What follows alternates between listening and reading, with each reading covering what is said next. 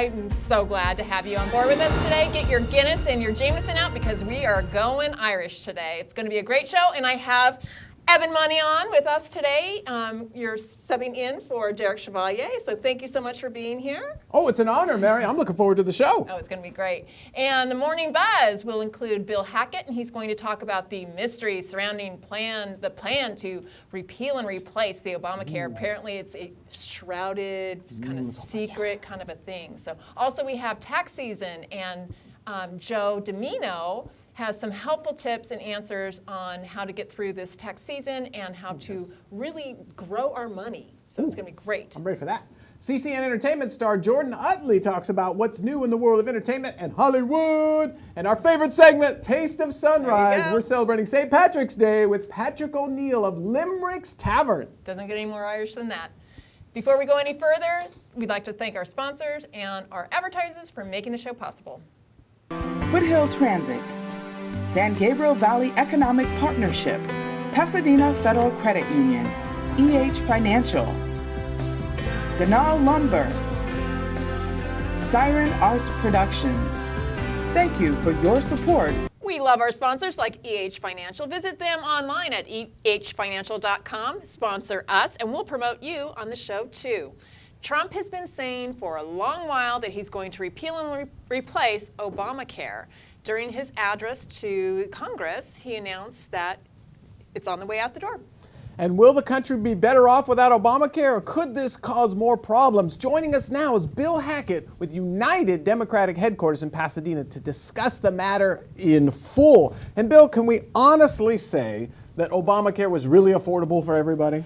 You know, I don't think it was affordable for everybody, but I think it did help a lot of people get insurance. It did insure 20 million individuals, and it was relatively affordable for those individuals, roughly $200 to $300 a month, and some paid none at all. So I think for a lot of people it was. The problem is, as with all health insurance, as we all know in our own policies, the creep starts. It starts going up. You know, you get that initial policy for $200, $300, and suddenly a year later it's $500. Yeah, and it's been very confusing for employers too, because if you're required to provide insurance for someone, and then you have to look at how many hours that you employ people. It's very confusing. So employers have had to hire people to figure out how they address and make sure that they're not violating any kinds of issues. And I'll give you that. On that level, there were probably some level of regulation that was a little difficult. But I think the main issue, though, is we were able to then cover individuals who had pre-existing conditions,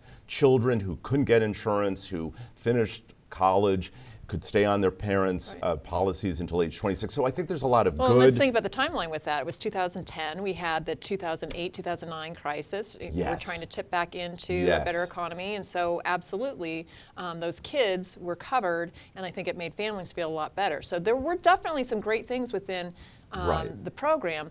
It was not sustainable, and there were still things that were on the chopping block to be cut. So I'm hearing that he may keep several pieces. I'm not sure what he will keep. Right. But there definitely needed to be some changes financially. Yeah, I think we need some changes. One of the problems is, though, you can't just say, let's just replace the whole thing and not have another plan. Because as we know, then you'll throw 20 million people out in the cold, basically. They won't have any insurance at all. And then they'll be flooding emergency rooms. They'll be flooding hospitals.